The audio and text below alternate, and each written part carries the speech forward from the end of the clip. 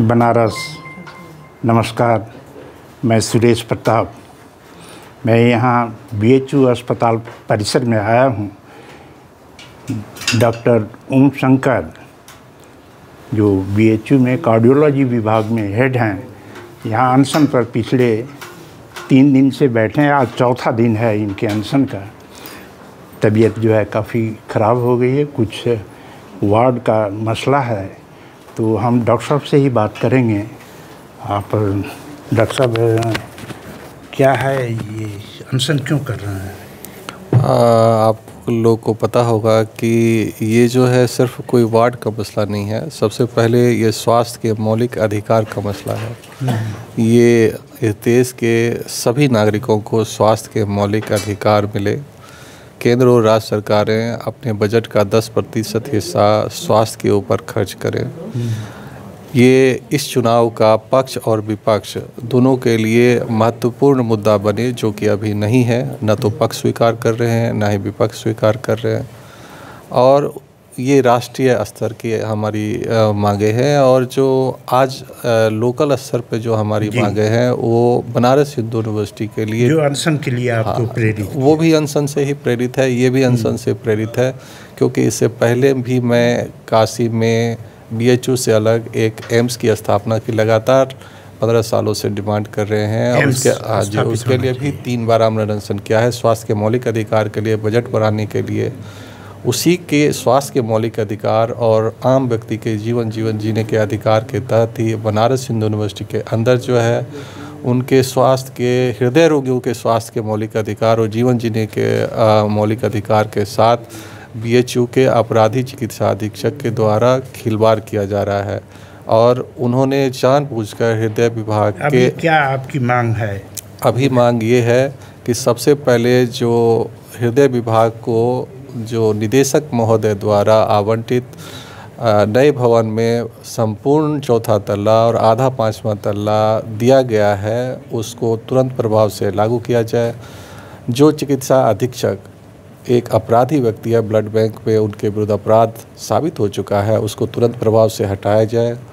उनको कितने बेड होंगे? 90 बेड हैं।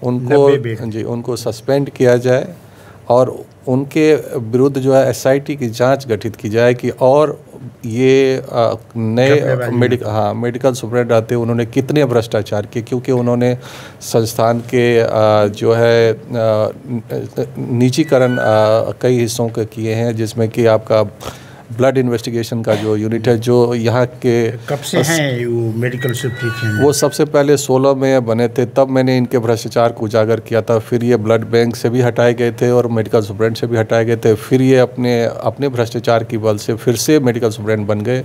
और बनारस हिंदू यूनिवर्सिटी में चाहे वाइस चांसलर हो, डीन हो या हेड हो मेरे जैसा, वो 3 साल से ज़्यादा कार्यकाल नहीं होता है। उसकी नियुक्ति अस्थायी थी और 3 साल का कार्यकाल भी 6 मई को ख़त्म हो चुका है। फिर भी ये भ्रष्टाचारी व्यक्ति आज भी महामना की इस बगिया में न सिर्फ ये चिकित्सा अधीक्षक बने हुए बल्कि हृदय रोगियों के लिए उनके जान का दुश्मन बना हुआ है। इनकी वजह से पिछले 2 सालों में 35,000 से ज़्यादा लोगों को बेड खाली रहते हुए बेड नहीं मिला, और हज़ारों लोगों की जिनकी जानें बचाई जा सकती थी, बेड नहीं मिलने की इनके वजह से, इनके गुंडागर्दी की वजह से जानें चली गई। ऐसे अपराधी को ऐसे जो अपराधी व्यक्ति है उसको जेल में डाला जाना चाहिए। जी, आज चौथा दिन है अब जी।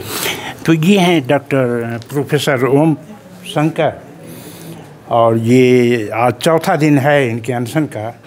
ये पोस्टर भी लगा है जिसमें लिखा है, चिकित्सा विज्ञान विभाग संस्थान के निदेशक द्वारा हृदय रोग विभाग को सुपर स्पेशलिस्ट भवन में आवंटित संपूर्ण 4था तल एवं 5वां तल का आधा तुरंत मरीजों के लिए खोला जाए। भ्रष्टाचारी चिकित्सक अधीक्षक डॉक्टर के गुप्ता को तत्काल निलंबित करके उन पर विधिक दंडात्मक कार्रवाई किया जाए। ये बैठे हैं, आज चौथा दिन है और कुछ लोग इनके साथ जो है समर्थन में यहाँ पर हैं। ये दिख रहे होंगे कमरे में, और मैं आगे भी बाहर निकल रहा हूँ, वहाँ भी पोस्टर लगा हुआ है। और बाहर आइए, ये कार्डियोलॉजी विभाग में ही ये अनशन पर बैठे हैं। और बाहर एकदम, तो बाहर हम मेन गेट की तरफ निकल रहे हैं, जिसमें एक पोस्टर लगा है।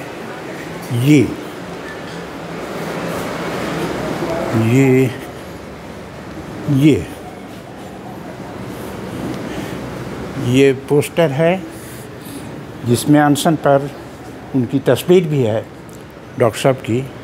हृदय रोग विभाग, investigative block, department of cardiology.